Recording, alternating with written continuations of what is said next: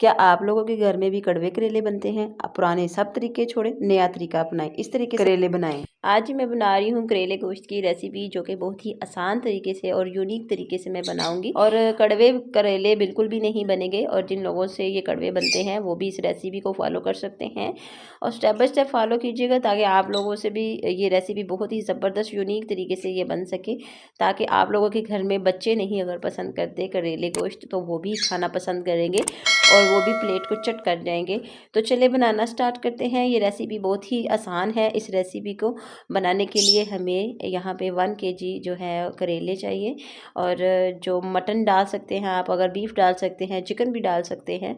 तो यहाँ पे मैंने जी करेले धो के अच्छे से वॉश कर लिए हैं, और इनकी साइडों से जो है वो एक्स्ट्रा जो है वो उतार लिया है, और इनको दरमियान से कट कर लिया है।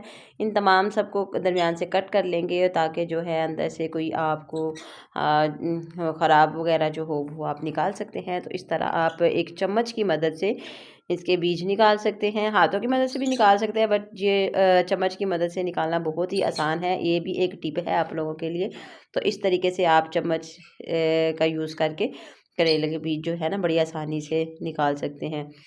तो करेले जो है ना ये बहुत ही आसान तरीके से मैं बनाती हूँ, और जो है ना बच्चे भी मेरे घर में इस रेसिपी को बहुत पसंद करते हैं। मैं कहती हूँ कि बच्चे जो है ना वो करेले खाना पसंद नहीं करते, क्योंकि कड़वे होते हैं, इस वजह से वो नहीं खाते। तो आज ही इस तरीके से अगर आप लोग करेले बनाएंगे ना, तो आप लोगों के बच्चे भी पसंद करेंगे, और वो कभी भी इस रेसिपी को खाने से इनकार नहीं करेंगे।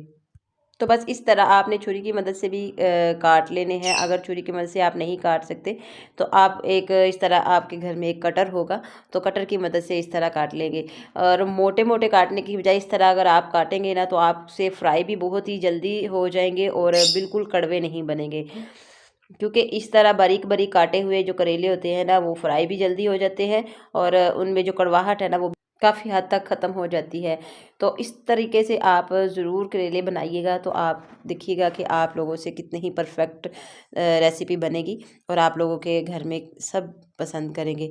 तो ये देखिए, ये जो मैंने छुरी की मदद से काटे हैं, ये मोटे मोटे थोड़े से कटे हैं, और इनकी कटिंग देखें, जो मैंने कटर की मदद से काटे हैं वो कितने ही बारीक कटे हैं। तो इस तरीके से बनाए हुए करेले जो है ना वो बिल्कुल भी कड़वे नहीं बनते। तो ये सारे करेले जो है ना, मैंने यहाँ पे करेले करेले एक तो नाम लेना भी ज़रा ना थोड़ा सा मुश्किल हो जाता है, करेले बार बार। तो ये जो है ना बहुत ही मज़े के बनेंगे। तो इस तरह बस आपने कटिंग करके इनको नमक लगा लेना है। नमक जो है ना आपने भर भर के लगाना है, खुला नमक जो है ना वो आपने इसके ऊपर डोल डाल देना है। तो जो है ना हाथों की मदद से अच्छे से इनको मसल के ना वो तकरीबन 2 घंटे के लिए आपने रख देना है इन्हें करके। अगर आपके पास ज़्यादा टाइम नहीं है तो कम से कम 2 घंटे तो आप रख सकते हैं ना। तो ये ले जी, अब इनको रख देते हैं, बाकी तैयारी कर लेते हैं। यहाँ पे जो है ना बीफ जो है ना, इसको मैंने कट कर लिया है, ये 1.25 किलो है तकरीबन। तो इसको है मैंने अच्छे से वॉश करके कुकर में डाल दिया है। तो इसमें थोड़ा सा नमक और थोड़ी सी हल्दी ऐड कर दूँगी, और जो है ना इनको गलने तक पका लेंगे। बहुत ज़्यादा नहीं गलाना, ताकि आप लोगों ने जो है ना करेलों में भी इनकी कुकिंग करनी है, तो ये फिर काफ़ी हद तक जो है ना पक जाएगा। तो यहाँ पे थोड़ी सी हल्दी ऐड कर दूँगी, और जो है ना फिर कुकर बंद कर देंगे, और 10 से 15 मिनट के लिए, 15 से 20 मिनट में ये बिल्कुल आपका जो है ना बीफ हो जाएगा। अगर तो बिल्कुल फ्रेश है, ताज़ा है, तो आपका 15 से 20 मिनट लगेंगे। तो ये बिल्कुल फ्रेश था, जिससे 20 मिनट में हो गया था। तो अब चलते हैं बाकी तैयारी की तरफ। फिर के मसाला जार जो है ना वो कटिंग कर लेते हैं। प्याज है, अदरक, लहसुन, टमाटर, हरी मिर्चें हैं, इनकी कटिंग कर लेंगे। और इस तरीके से आप करेले बनाएंगे, यकीन करें आप बार बार इस रेसिपी को ट्राई करेंगे। तो यहाँ पे कटिंग वगैरह हो चुकी है, और 2 घंटे हो चुके हैं तकरीबन। इनको मैंने नमक लगा के रखा हुआ था, और काफ़ी हद तक ये पानी भी इन्होंने छोड़ दिया। तो 2 से 4 मिनट जो है ना इनको अच्छी तरह इसे हाथों से मसल के ना अच्छे से वॉश कर लेंगे, और एक छन्नी में रख देंगे, ताकि जो भी एक्स्ट्रा पानी है ना वो निकल जाए इसमें। और यहाँ पे जो है ना पानी निकालने के लिए, करेलों के अंदर अक्सर पानी होता है, तो इस तरह फ्राई नहीं किया जाता, ताकि जो है ना इस तरह अगर फ्राई करें पानी की में तो कड़वे बनते हैं। तो यहाँ पे आप लोगों ने ले लेना है एक कपड़ा, या कोई भी आपने घर में कोई भी एक्स्ट्रा छोटा सा कोई पीस रख ले कटिंग करके किचन में। तो यहाँ पे मैंने एक ले लिया है कपड़ा, और इसमें डाल के ना करेले जो है ना इसमें मैं पानी निकाल लूँगी। तो इस तरह आप हाथों की मदद से जो है ना, नहीं निकलता इतना सारा पानी। तो यहाँ पे देखें मैंने एक कपड़े की मदद से कितना सारा, मैं आपको दिखाती हूँ कि कितना सारा इसमें पानी होता है, वो निकल गया। बिल्कुल ड्राई हो जाएंगे, करेले का पानी बिल्कुल खुश्क हो जाएगा। तो इस तरह आपने ऐसे घुमाते जाना है, इसे बल देते जाना है ताकि ये जो है ना करेले खुश्क हो जाए। यहाँ पे देखें कितने ही खुश्क हो चुके हैं। यहाँ पे देखें कितनी ही ज़बरदस्त से तरीके से पानी बिल्कुल ड्राई हो चुका है इनमें। और ये आप देख सकते हैं, आपको नज़र आ रहा होगा कि कितने ही ये देखें बिल्कुल खुश्क और ड्राई हो चुके हैं। तो इसी तरह आपने सारे करेलों में से पानी निकाल लेना है और इनको अच्छे से फ्राई कर लेंगे। फिर ये देखें कितने ही ज़बरदस्त हो चुका है। ये देखें इतना सारा पानी निकला है। 1 kg करेले जो है मेरे पास थे, तो इतना सारा उसमें से पानी निकला है। तो अगर आप इसी तरह करेलों के अंदर से पानी बिल्कुल निकाल लेंगे, ड्राई कर लेंगे, खुश्क कर लेंगे, तो वो आपके करेले जो है ना बिल्कुल भी कड़वे नहीं बनेंगे। और यहाँ पे ये देखें जी, मैंने बीफ जो है बिल्कुल हो चुका है।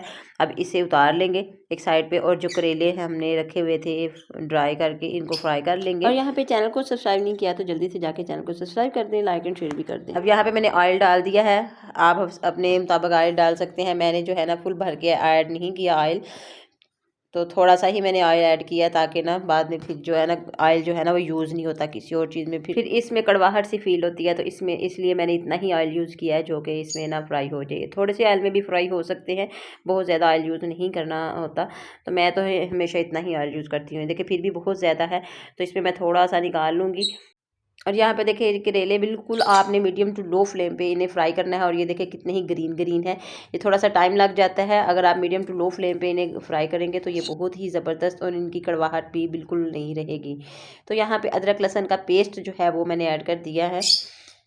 अगर ऑयल आप ज़्यादा यूज़ करना चाहते हैं तो उतना ही रहने दें, वरना थोड़ा सा निकाल लें। तो यहाँ पे ऑयल जो है इसमें मैंने कटिंग किए हुए जो प्याज हैं वो ऐड करके अच्छे से फ्राई कर लिए हैं। 5 मिनट तक इनको फ्राई करना है। फिर जो आपने बीफ गला के रखा हुआ था वो भी इसमें ऐड कर देना है, उसको भी फ्राई कर लेना है ताकि इसमें जो खुशबू होती है कच्चेपन की वो भी ख़त्म हो जाए। तो यहाँ पे जो हरी मिर्चें और टमाटर की कटिंग करके रखी हुई थी वो भी ऐड कर देंगे। यहाँ पे मैं आपको बताती चलूँ कि आप प्याज और लहसुन जो है ना वो बीफ या मटन जो भी आप यूज़ कर रहे हैं उसमें भी ऐड कर सकते हैं, गला सकते हैं। तो यहाँ पे 1 टीस्पून जो है ना ज़ीरे का ऐड किया, और 1/2 टीस्पून खुश्क धनिया वो ऐड कर देना, और इन्हें अच्छे से फ्राई कर लेना है। और 1/2 टीस्पून जो है ना हल्दी ऐड करनी है, और जो दड़ा मिर्च है मतलब बीजों वाली जो रेड चिली होती है वो ऐड कर देनी है। और गरम मसाला जो है ना 1 टीस्पून छोटा जो है ना ऐड कर देना। और लाल मिर्च जो है वो आपने अपने टेस्ट के मुताबिक ऐड करनी है। यहाँ पे मैंने बहुत ही कम यूज़ की है ताकि जो है ना वो बच्चे फिर नहीं बिल्कुल भी। और यहाँ पे नमक का यूज़ बिल्कुल भी नहीं करना, करेलों में बहुत ज़्यादा नमक लगाया हुआ था। तो यहाँ पे जो यखनी बची थी थोड़ी सी वो ऐड कर दूँगी, और इसको ड्राई कर लेंगे। पानी बिल्कुल खुश्क हो जाएगा तो इसकी अच्छे से भुनाई कर लेनी है। जब भुनाई हो जाए तो आपने फ्राई किए हुए करेले जो है ना वो इसमें ऐड कर देने हैं।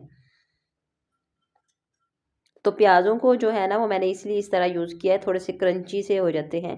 अगर बीफ के अंदर ही डाल दें प्याज और लहसुन जो है वो फिर बिल्कुल उनका जो है ना पेस्ट बन जाता है, तो उसका ना वो टेस्ट नहीं आता। तो इसलिए प्याज़ों को अलग से ही मैंने इसी तरह यूज़ किया है, और थोड़े से नज़र भी आते हैं और क्रंची से भी लगते हैं। तो इनकी अच्छे से भुनाई हो चुकी है। तो यहाँ पे एंड पे थोड़ा सा हरा धनिया जो है ना, हरी मिर्चें वो गार्निश कर देंगे, और आपके जो मज़ेदार बीफ करेले जो है ना वो बन के रेडी हो जाएंगे। तो जी ये है फाइनल लुक इसकी, जो मैंने करेले गोश्त बनाए हैं। तो उम्मीद करती हूँ आज की करेले गोश्त की रेसिपी आप लोगों को बहुत ही पसंद आई होगी। तो देखने में तो ये सिर्फ एक 10 मिनट की वीडियो है, बट जो है ना बहुत ही ज़्यादा टाइम लगता है करेले गोश्त पे, तो इसलिए। और अब अगर अभी तक चैनल को सब्सक्राइब नहीं किया है तो जल्दी से जाके चैनल को सब्सक्राइब कर दें, लाइक एंड शेयर भी कर दें।